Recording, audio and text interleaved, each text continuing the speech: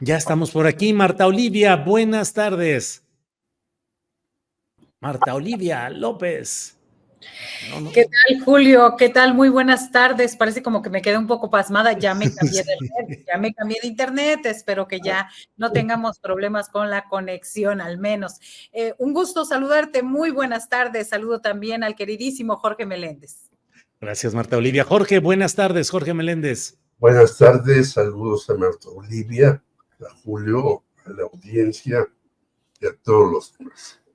Muy bien, seguramente en unos segunditos se va a integrar Salvador Frausto, nuestro Así es. compañero, pero vamos empezando con Marta Olivia. Marta Olivia, ¿qué pensar de esta gira del adiós que ha anunciado el presidente López Obrador? Dice que pasando las elecciones va a visitar no todas las regiones, pero sí todos los estados del país. Dice que tal vez se hagan actos en las plazas, no dice plazas públicas, dice haremos actos, tal vez hagamos algunos actos en plazas. Pero bueno, pues una gira del adiós apenas pasando las elecciones. ¿Qué lectura le das? ¿Qué interpretación, Marta Olivia? Mira, en primer lugar, me parece que es algo congruente con lo que ha hecho Andrés Manuel López Obrador desde hace muchísimos años, esta cercanía. Y eso explica quién es Andrés Manuel López Obrador. En la mañanera en la que estuvo hace unas semanas acá en Ciudad Victoria, Tamaulipas, le recordaba yo en uno de los comentarios y de las preguntas que le hacía que en Villa de Casas estuvo en el 2008 con 52 personas, una plaza, un lugar de 5,000 habitantes, y él estuvo ahí. Primero me parece que es un acto congruente con esta cercanía y explica quién es Andrés Manuel López Obrador. También hay que decirlo, es una jugada maestra. Nos demuestra una vez más por qué es un fenómeno político y por qué aplica una y otra vez lo mismo que él ha dicho en sus conferencias de prensa matutinas. Política es tiempo. Casi nadie ha sabido utilizar mejor el tiempo en la política mexicana que López Obrador. Yo leía en la mañana uno de tus tweets, Julio, en donde haces referencia a este anuncio sobre la gira nacional, y concuerdo con lo que escribiste, particularmente con lo que indicas al final, en el sentido que esta gira se llevará a cabo por si alguien intentara crear un conflicto postelectoral, porque precisamente con todo lo que estamos viendo, ese es el escenario que aparentemente se han planteado algunos personajes de la oposición. Y me refiero a las declaraciones del presidente de México el pasado 12 de marzo, cuando dijo que el Tribunal Electoral le iba a notificar que no hablara del proceso con la amenaza de que le van a levantar un listado de todas las supuestas infracciones que cometiera para darle valor o utilizarlas en el momento de la calificación de la elección. Y bueno, de ahí surge la idea de una especie de golpe técnico que estaría preparando la derecha, porque su candidata simple y sencillamente no despega, y su campaña, según todo lo que hemos visto hasta ahora, no será suficiente para que el PRIAN regrese a la presidencia de México. Digo PRIAN, ya ni siquiera el RD, porque pues ya no existe en muchas partes el PRD. Así que la gira del adiós de López Obrador será una respuesta a este intento por buscar deslegitimar la credibilidad del resultado del 2 de junio. Y bueno, también es importante destacar el mensaje que vaya a dar en esta gira, el mensaje que pues obviamente él busca este proyecto de continuidad, y bueno, ha escogido a Claudia Sheinbaum Pardo para pues apoyarla y para estar de cerca. Bien, Marta Olivia, gracias. Damos la bienvenida a don Salvador Frausto, que ya está por aquí. Salvador, buenas tardes. Buenas tardes, Julio, Marta Olivia, Jorge. Es un gran gusto arrancar la semana en esta plática con ustedes y con el auditorio. Gracias, Salvador. Jorge Meléndez, ¿qué opinas de la gira del adiós que ha anunciado el presidente López Obrador? ¿Qué implicaciones políticas, estratégicas, tácticas le ves a esa gira del adiós? Jorge Meléndez.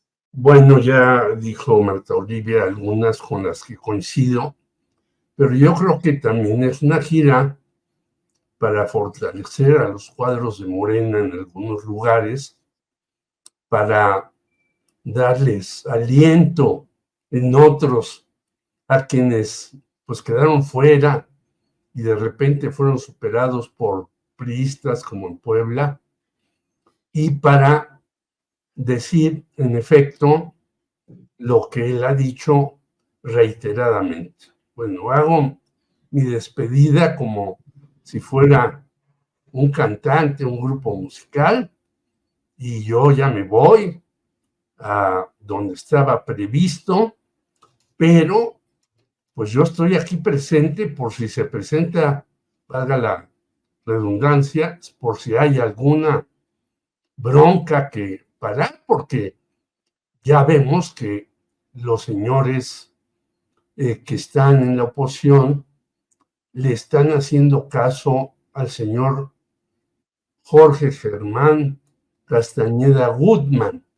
Es decir, hay que lanzar todo lodo y lo que sea posible en contra de la candidata de la 4T, evitar que gane, etcétera, etcétera.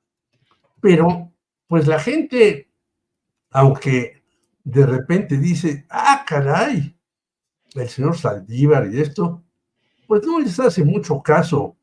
Creo que ellos mismos se dan cuenta que han tratado de encontrar por aquí, por allá, y no tienen algo sólido en contra de Claudia Sheinbaum ni de su proyecto.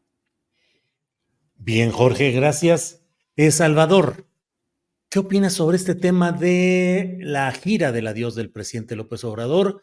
Pareciera que tiene desde luego las implicaciones de fortalecer la figura política, el adiós del político que dice ya me voy, no voy a ser cacique ni voy a hacer nada, ya me retiro, y bueno, es una despedida de una larga carrera, larga e impactante carrera política.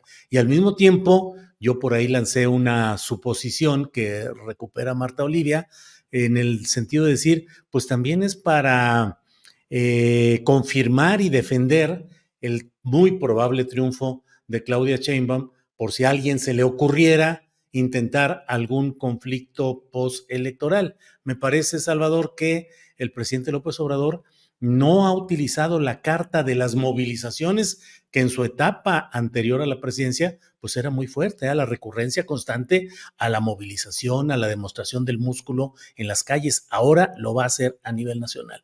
¿Qué opinas de todo esto, Salvador, por favor? Sí, Julio, me parece que por un lado, digamos, la gira en sí misma del adiós es necesaria de un presidente tan popular que construyó en tan poco tiempo un partido político muy fuerte, porque el movimiento político es más añejo, pero el partido político llegó apenas, irrumpió en el escenario nacional en el 2015, 2014, 2015, si mal no recuerdo, pero en el 2018 tiene un crecimiento impresionante, ganan la presidencia y poco a poco han ido ganando junto con sus aliados 23 gubernaturas, tienen la mayoría en los congresos, entonces se perfila para un triunfo más o menos holgado de Claudia Sheinbaum en las presidenciales, a dominar las elecciones del 2 de junio a nivel estatal, quizá obtengan entre 6 y 7 de las 9 gubernaturas que están en disputa y también van de manera muy competitiva por el Congreso de la Unión. Entonces, todo lo construido necesita ir a agradecerlo a la gente que ha votado por él, pero por otra parte, sí me parece que es también la gira del legado, de la herencia real del bastón de mando hacia Claudia Sheinbaum. Es decir, donde podrían surgirle al principio a Claudia ciertas inconformidades, puede ser en la repartición del gabinete y de las posiciones de poder. Entonces, Claudia necesita tener una fuerza, la herencia del poder simbólico de López Obrador, que recaiga en ella, que se sepa al interior de los simpatizantes y los militantes de Morena que ella es quien va a mandar políticamente a partir de que se le nombre presidenta, si esto así ocurre. Entonces, esa es una gira para heredar el bastón de mando, el poder real, porque de lo contrario sería muy complicado que el presidente tuviera que estar participando, como él mismo anunció, no va a tener redes sociales, no va a dar conferencias, no se va a presentar en foros, Es decir, suponiendo que esto sea cierto, pues esta gira será muy importante para ratificar el poder y dar un mensajes claros de quién manda en Morena, porque sin duda, pues las posiciones en el gabinete son limitadas, las posiciones en el partido son limitadas, y ahí vendrá una disputa interna fuerte, me parece. Si ya lograron evitarla con la lucha de las 6 corcholatas, que generó algunos roces, pero si vistos a la distancia, pues no hay grandes pérdidas, ni renuncias masivas, ni figurones que se hayan ido. Hubo berrinches, hubo portazos, pero no hubo, digamos, algo de alta escala. Entonces sí me parece importante, porque los vacíos de poder en política existen, son reales, y estos tienen que ser ocupados rápidamente por Claudia y su nuevo equipo de trabajo. Bien, Salvador, gracias.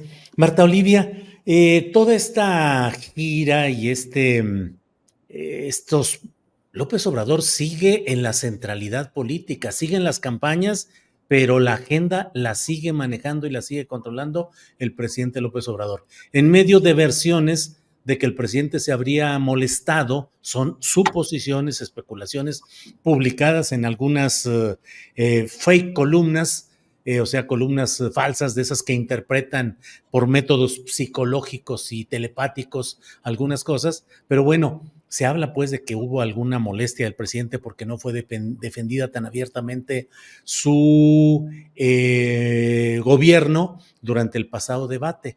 Te pregunto, ¿qué tanto es prolongar el poder presidencial en un momento en el cual, recordemos, cuando el presidente López Obrador ganó, al otro día Enrique Peña Nieto virtualmente se disolvió, se difuminó, se hizo un lado y le dejó toda la centralidad política a López Obrador? ¿Qué opinas de todo esto, Marta Olivia?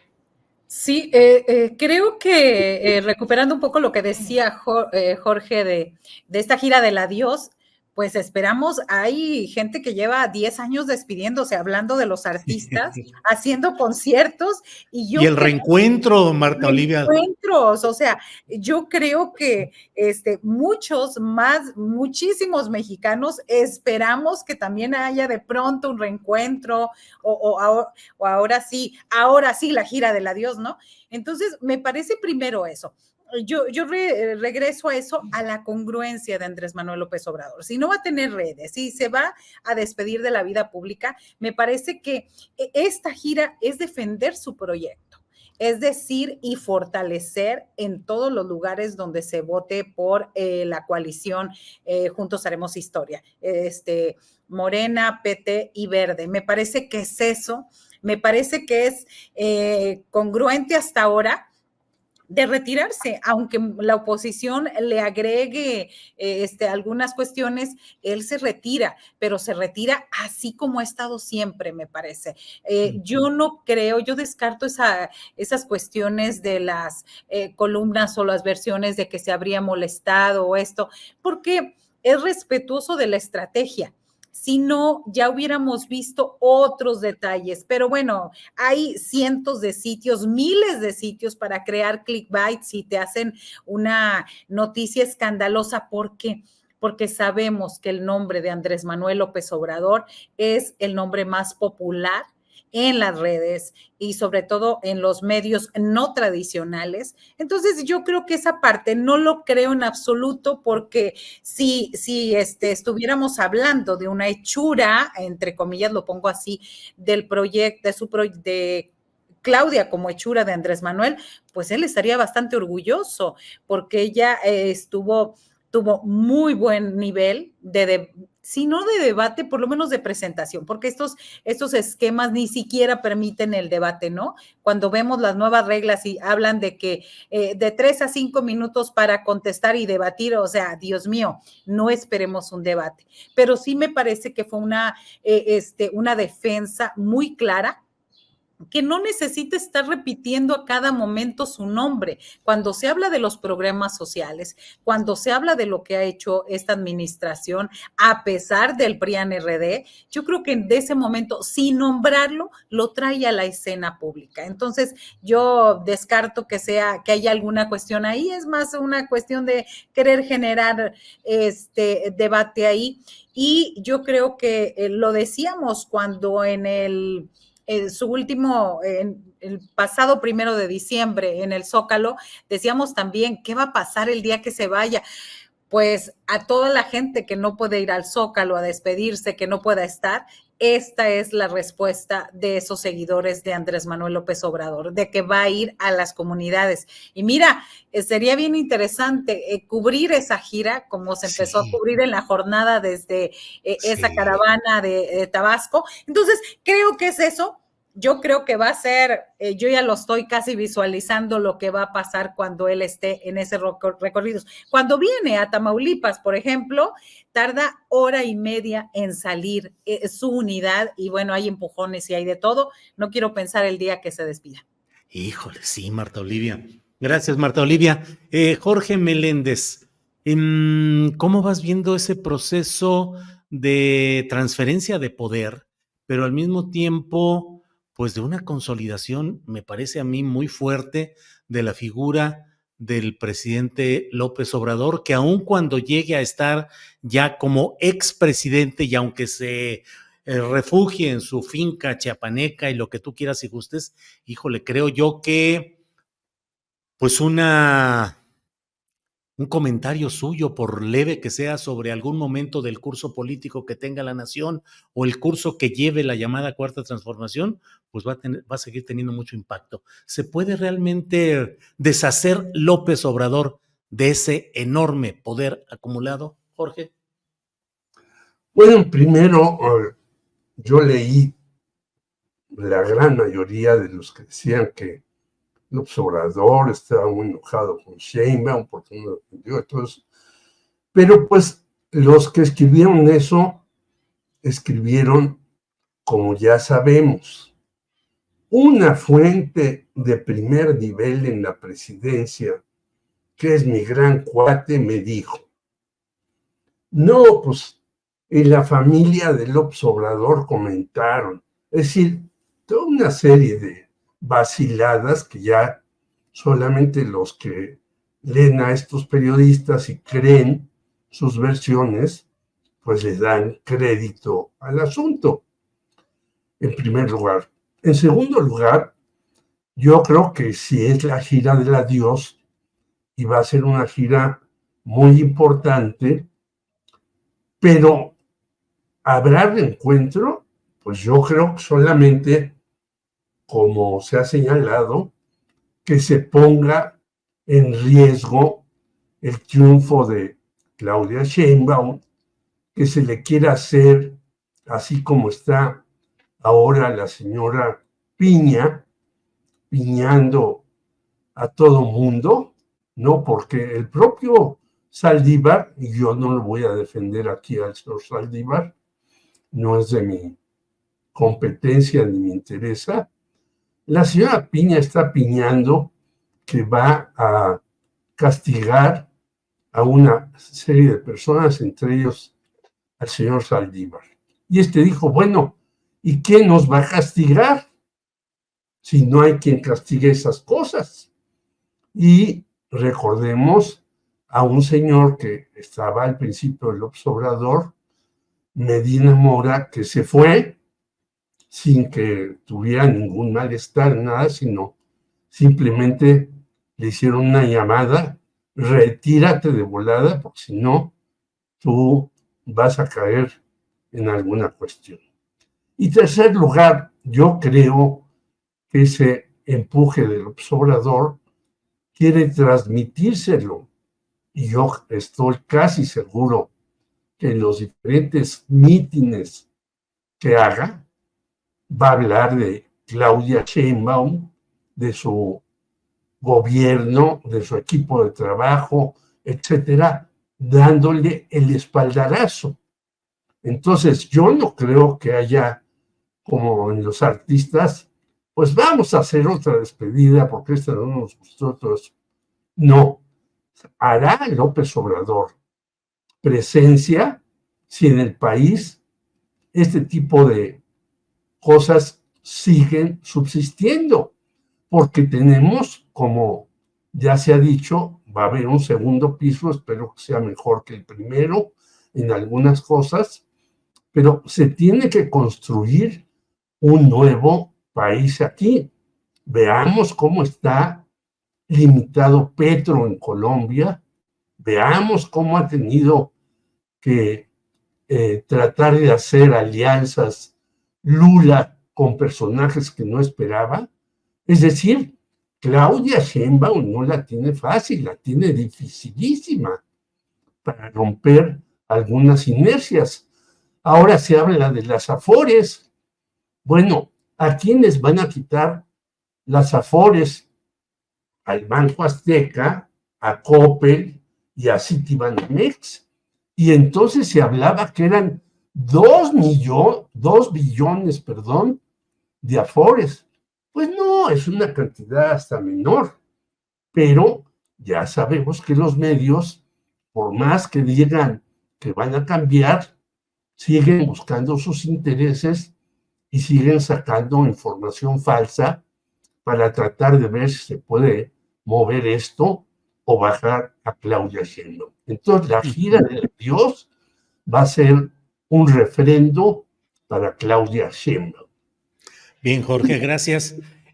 Antes de que se me olvide, Salvador, déjame nada más comentarle a quienes nos preguntan por el segmento, la sección usual de Claudia Villegas, nuestra compañera de la revista Fortuna, que normalmente está 12:35, perdón, 12:45, 12:50 en nuestra, bueno, de veras, ¿qué horario traigo, Marta Olivia, Jorge y Salvador?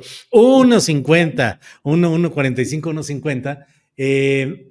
Tuvo ciertos problemitas de salud que requieren que esté descansando un poquito. Le mandamos saludos, abrazos, nuestro cariño a nuestra compañera Claudia Villegas, pero ya pronto estará muy activa. De hecho, ya vi por ahí que está chateando algunas cosas. Salvador Frausto, ¿qué onda con este tema de la investigación contra el ministro en retiro, Arturo Saldívar?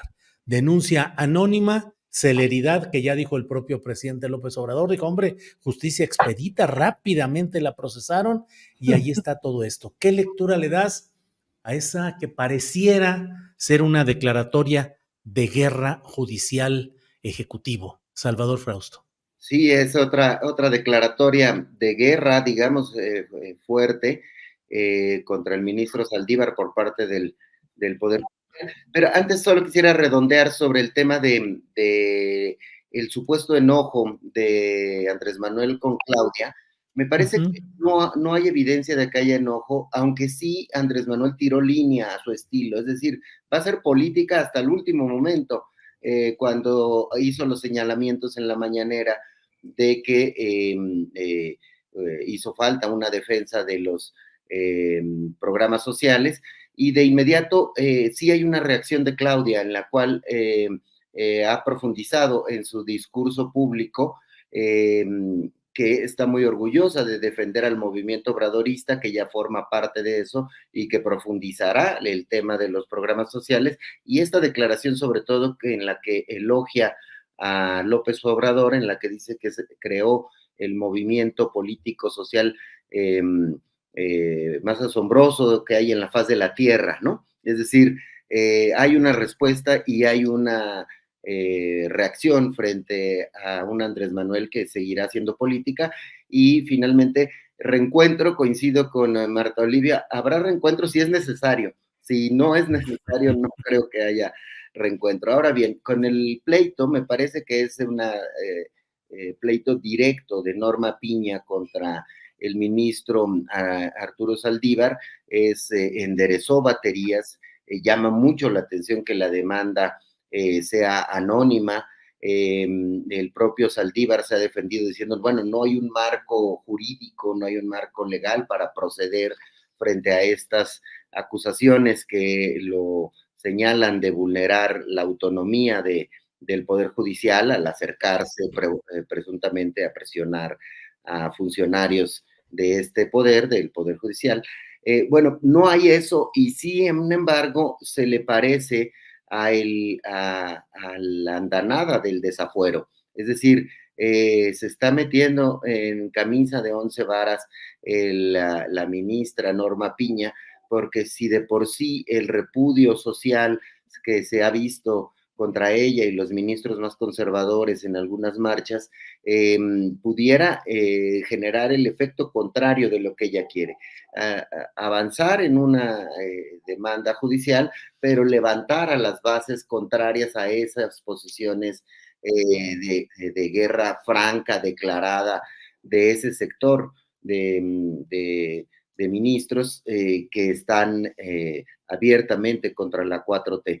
Entonces, me parece que sí hay que seguir con mucho cuidado el camino judicial, pero también las reacciones de respaldo hacia Arturo Saldívar, que van a venir más del movimiento en el que ya participa abiertamente, que es en el equipo de Claudia Sheinbaum.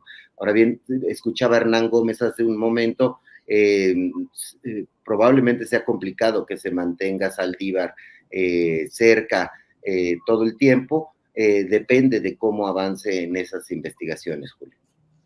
Bien, Salvador. Salvador, nada más para no dejar el tema inconcluso, ¿te pareció bien la manera como el propio Arturo Saldívar dejó su cargo como ministro en activo y fue anunciado primero en la cuenta de la propia Claudia Sheinbaum, que anunció que se integraba para seguir trabajando en la continuidad de la transformación, algo así? Me pareció a mí que había ciertos puntos de desaseo en ese salto de una actividad a otra, Salvador. Sí, sin duda, y es por lo menos pues no los pasos correctos, porque estás en un poder independiente y te pasas directamente a una campaña. Ya lo han hecho al participar en otros poderes, otros funcionarios y otros ministros. Sin embargo, me parece que el cálculo, según la explicación que dio el propio Saldívar y que he escuchado de un sector por ejemplo, de analistas políticos o de funcionarios de sectores autónomos, es que el clima político está tan enconado que no hay lugar para los lugares medios, para los lugares moderados, digamos. Hay un espacio muy pequeño y hay una serie de actores políticos que decide jugar de un lado de la balanza. Me parece que ese es el caso claro de Arturo Saldívar, tanto como en su función como presidente de la Suprema Corte de Justicia, es decir, generando posiciones cercanas a el espectro político en el que él simpatiza, como en el momento de decir, me salgo de la Corte y me voy directo a participar de un lado de la ecuación política. Me parece que en momentos complicados son decisiones que llegan a tomar los políticos y en mi opinión son válidas esas posiciones de no dejar espacio de participación falsa, digamos. Hubiera sido más falsa una posición intermedia que una posición clara desde un lugar del espectro y de la guerra política, Julio. Bien, Salvador, gracias. Marta Olivia, mira un tuit que está, bueno, un post en X que ahora está publicado de Gabriela Díaz Salinas. Mira lo que dice.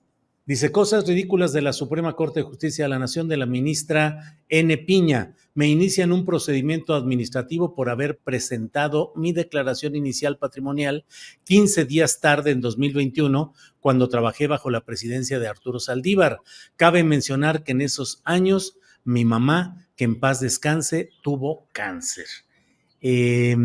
Bueno, como esto, ¿cómo vas viendo esta, Marta Olivia, cómo vas viendo esta batalla que se ha iniciado a partir de esta insólitamente rápida investigación que ha dado a conocer la ministra Piña? Marta Olivia. Sí, ese tuit, Julio, ahí viene el seguimiento, la segunda parte y por qué es tan destacado esa parte donde dice Gabriela Díaz, yo era su cuidadora principal Además, estábamos en plena pandemia y el mundo era un caos.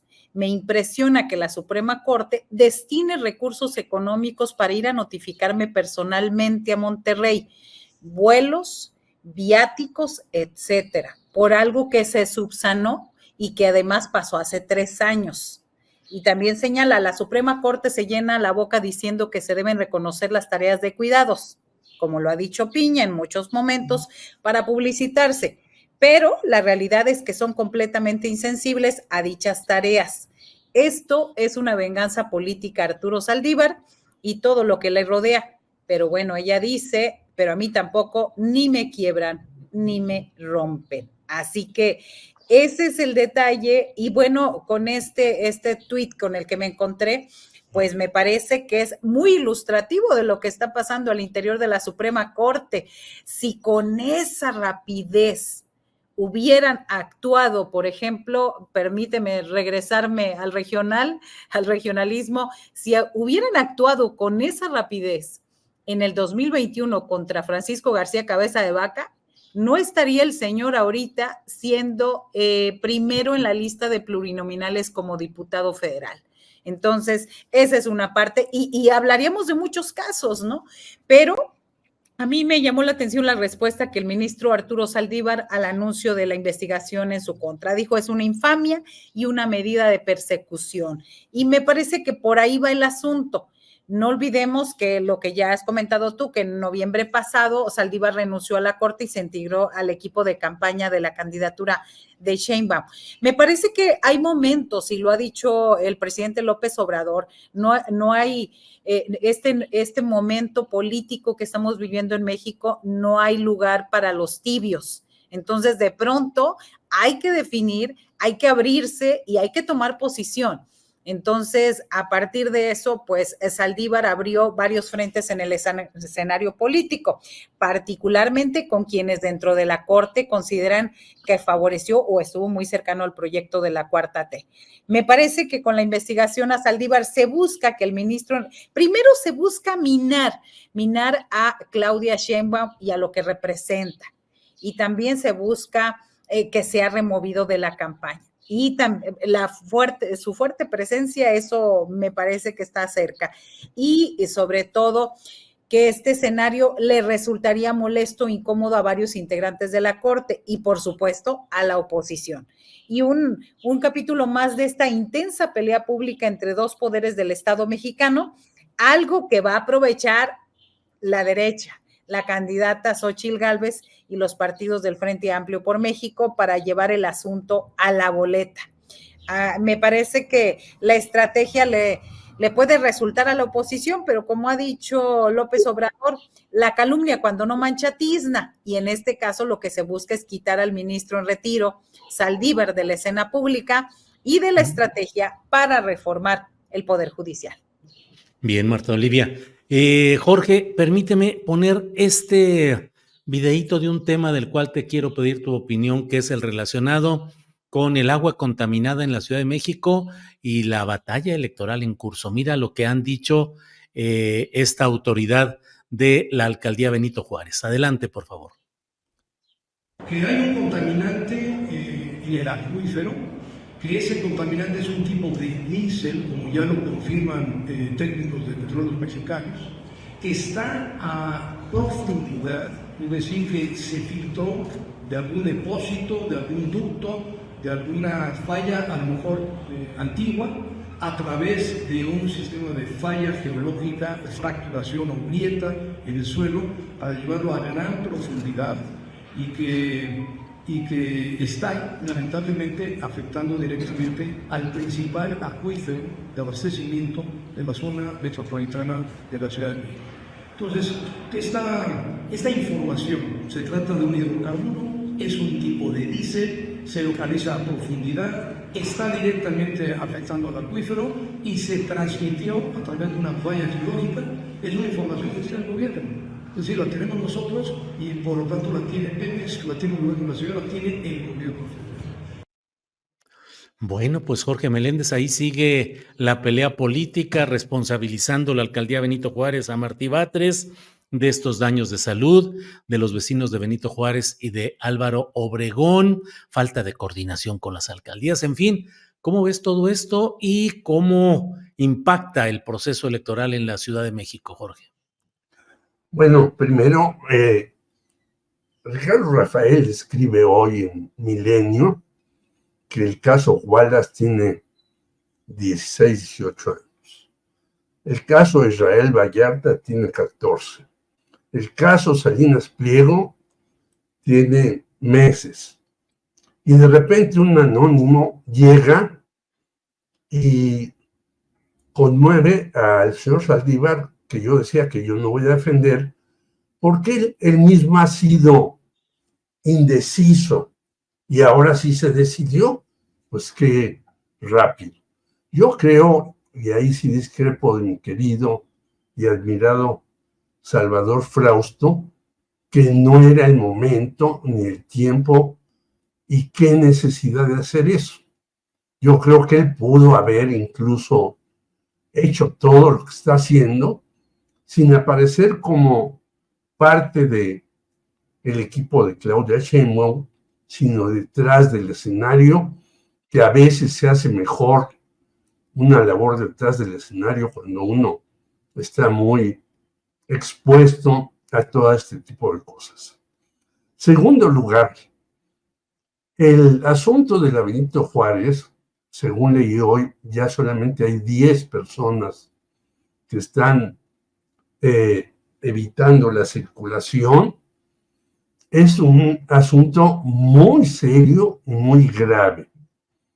Y yo no veo que ninguno haya dicho exactamente qué está pasando, porque este es un asunto de verdad prioritario para la salud de quienes viven ahí, que están contaminados, y quizás nos pueda pasar en otros lugares. No se olvide que aquí en nuestra ciudad también hay huachicoleo y tubos por aquí, tubos por allá, y abren esta zanja y no cierran y demás. Hay un descuido, pues, en todo este tipo de cuestiones. A mí tampoco me ha convencido lo que dice el señor Martí Batres, incluso diciendo, voy a dar una conferencia de prensa, pero no voy a admitir ninguna pregunta. Digo, caray, entonces ya estamos todos igual. Yo voy a dar mi punto de vista y si alguien en esta mesa discrepa de mí, yo se lo agradecería. A lo mejor no tengo toda la razón, pero si yo digo, yo lo que estoy diciendo ahora, Julio, no acepto que se refute, pues es una mala actitud de un funcionario público de primer nivel. Por lo tanto, yo creo que lo de Benito Juárez se debe de realmente investigar a fondo qué pasó, qué sucedió, qué ocurrió, y tampoco debe de lavarse las manos los dos panistas de Álvaro Obregón y de Benito Juárez, porque ellos también son responsables de eso. Y tan son responsables que han hecho edificaciones como les da la gana y por donde les da la gana.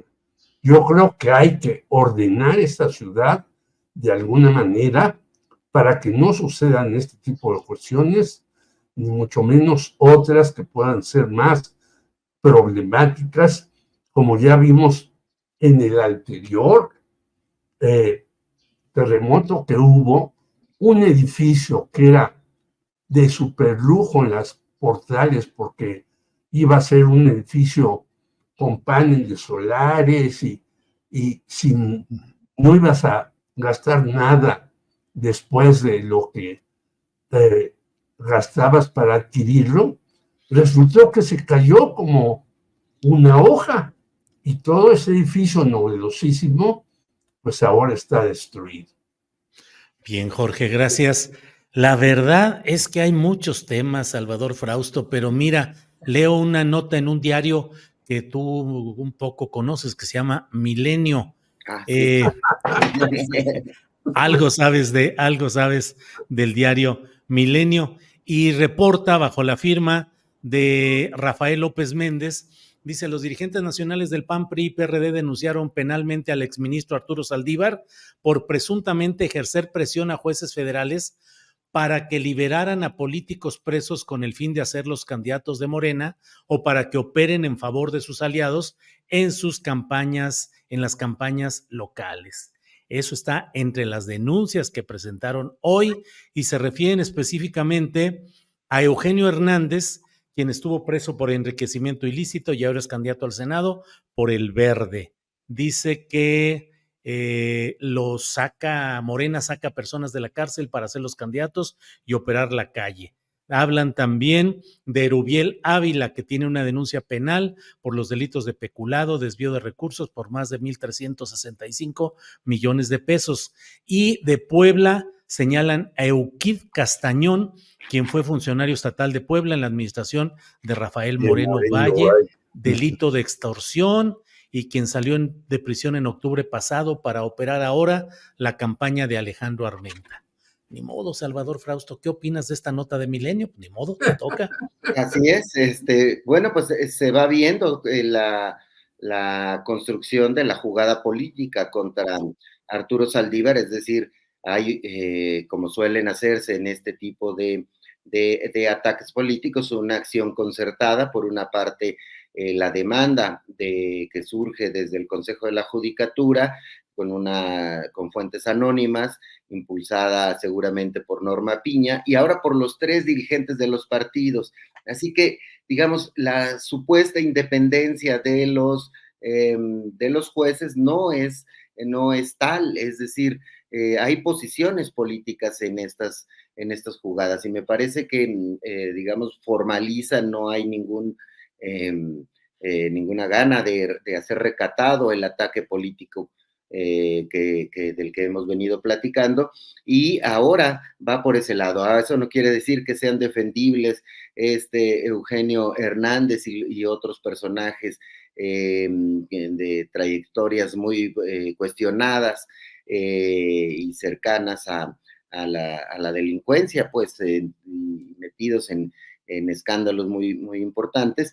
Sin embargo, la guerra política que estamos viviendo, yo coincido con Marta Olivia, no es para tibios, en el sentido de que él salió a la palestra y ahora tendrá que asumir las consecuencias a Arturo Saldívar en su defensa jurídica y en su defensa política frente a esto, porque encontraron pegarle a él como una herramienta en estos momentos de la campaña política tal como está ocurriendo, en la cual pues ya se ve mucha desesperación por parte de la coalición opositora y de los personajes antiobradoristas, entre los cuales sin duda está Norma Piña, y bueno, pues ahí está esa claridad de por dónde va esa jugada. Vamos a ver hacia dónde camina la cuestión en este tema, Julio.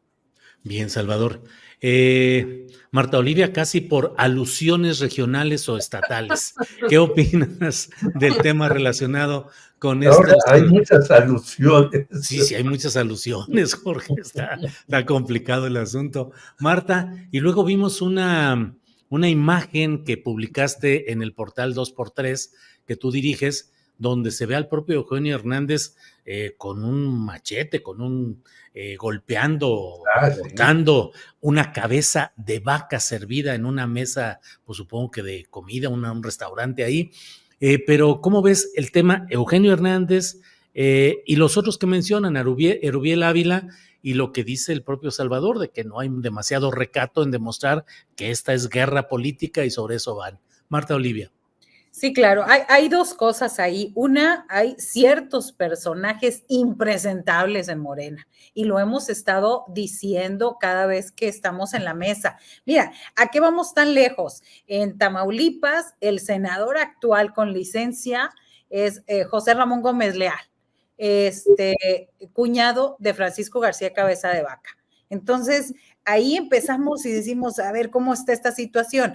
En el caso de Eugenio Hernández Flores, tiene una solicitud de extradición por el gobierno de los Estados Unidos y está haciendo campaña.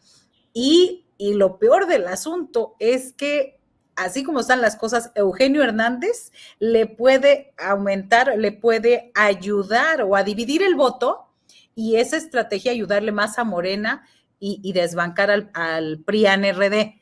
Así las cosas. Ese video que lo puse yo en mi cuenta de Twitter es un video donde la gente es significativo. Una, porque es el mejor municipio del país, mi pueblo, Jicotenca, Tamaulipas. Pero además, en un lugar de caciques panistas desde hace más de 20 años. Lo que vemos en la región es que es un mensaje directo a esos caciques que han estado coludidos con grupos del crimen organizado, que han estado coludidos con Cabeza de Vaca. Uno de ellos fue secretario general de gobierno y candidato al gobierno de Tamaulipas en la elección del 22. Entonces, es significativa en ese sentido. Y también es una forma de, escoge, para los que no lo vieron y porque es una escena, a mí se me hace muy sin necesidad, escogen una cabeza de una res y Eugenio Hernández les dice, ¿qué es esto? Es una cabeza de vaca. Agarra, ya, o sea, son los huesos, ¿no? Agarra un cuchillo y empieza a matarlo, entre comillas, o sea, y luego todavía hace la señal de como que es muy fuerte, ¿no? A mí me parece, pues, muy desafortunado, muy desafortunado.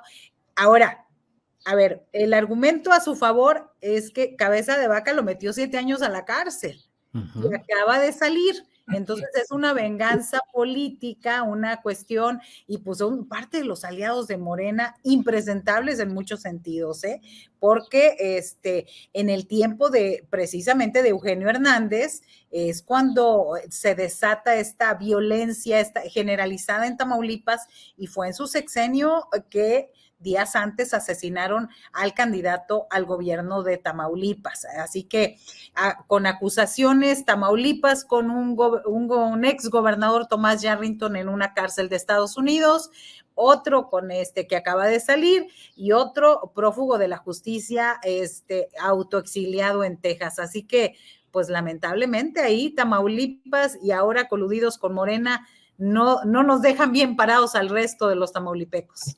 Híjole.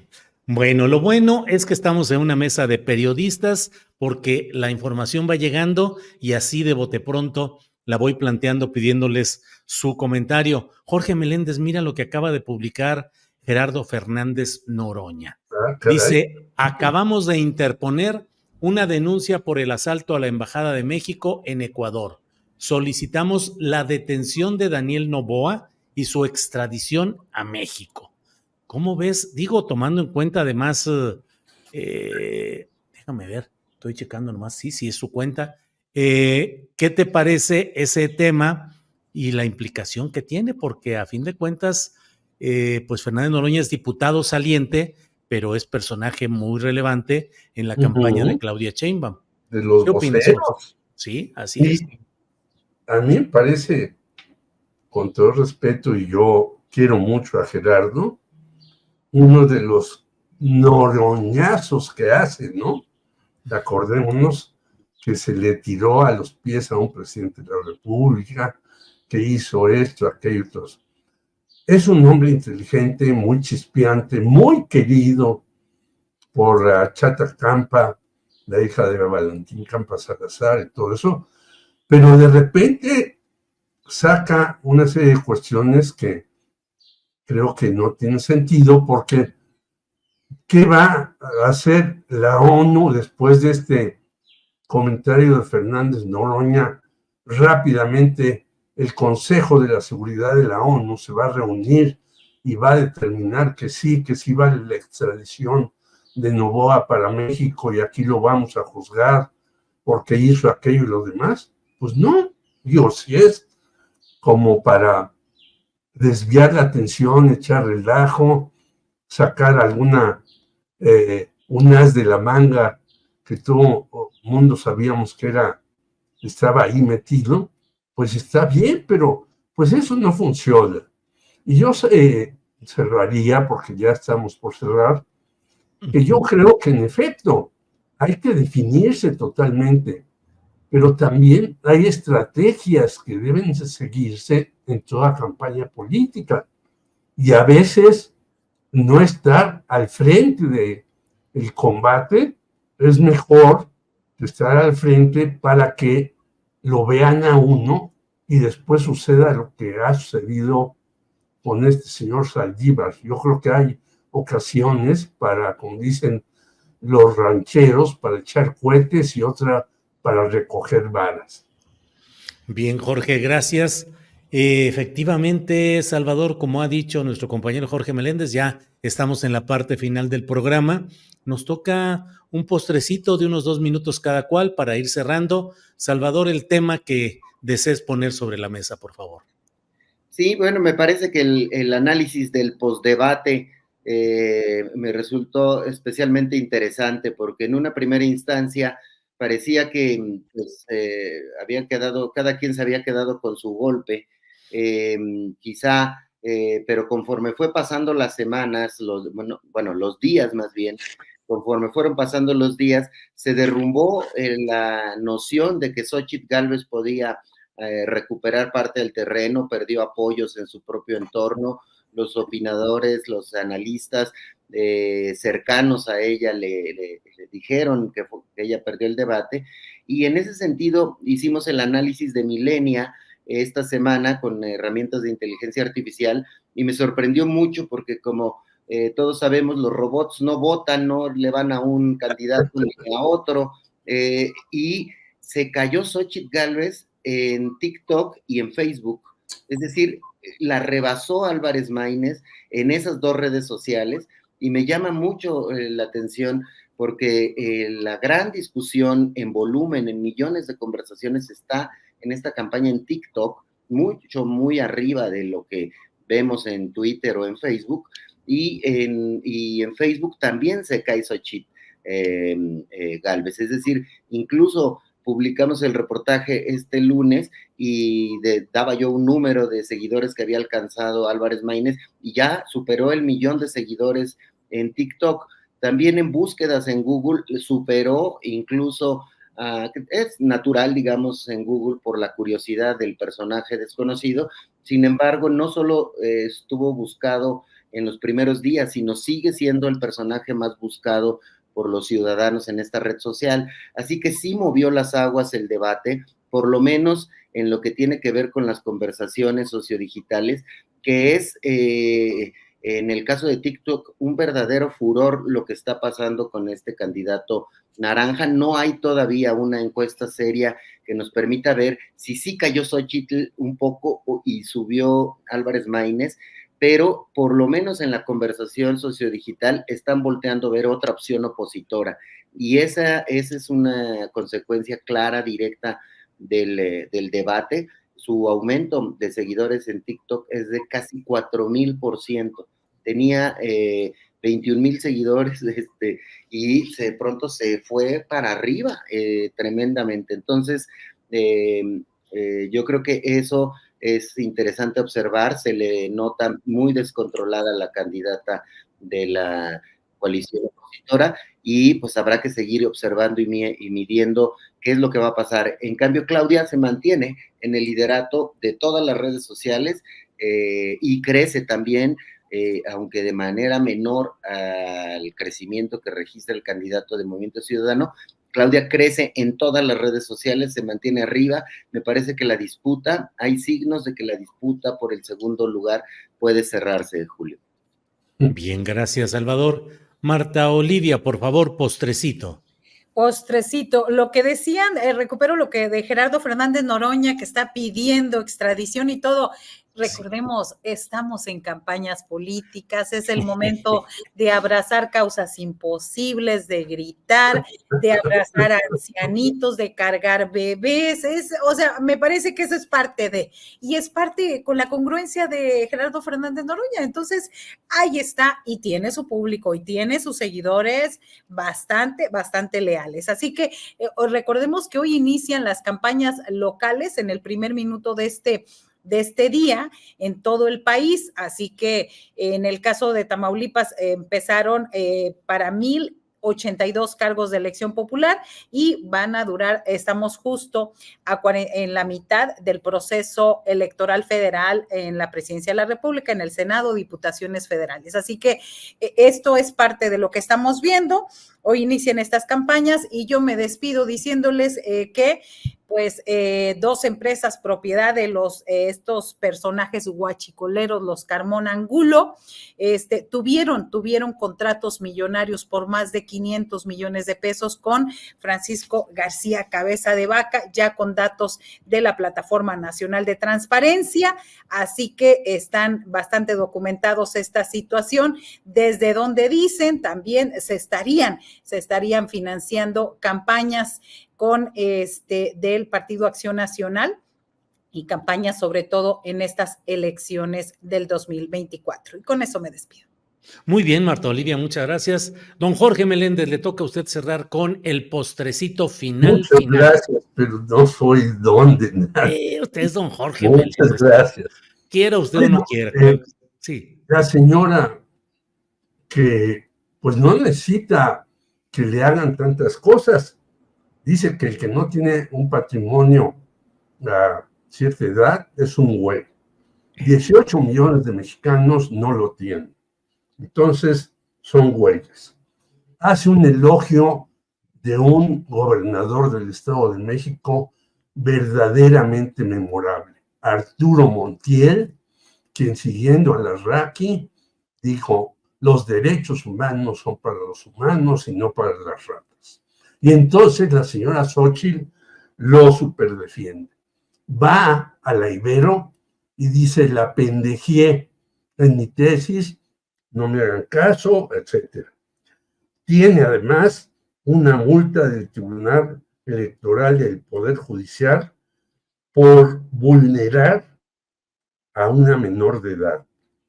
Y sigue defendiendo de alguna manera, no abiertamente, pero de alguna manera, a Lito y a Marquito, que ella había dicho que no iba a defender ni a huevones, ni a pendejos, ni a ignorantes. Es decir, ya no hay que darle muchos ataques a esta señora, mejor permitirle que ella misma se entrampe en sus dichos y carcajearse de lo que dice. Bien, pues Jorge, muchas gracias. Salvador, gracias. Marta Olivia, gracias. Nos vemos la próxima semana. Son las 3 de la tarde, así es que estamos puntualazos. Gracias a los tres. Hasta pronto. Saludos. Excelente semana.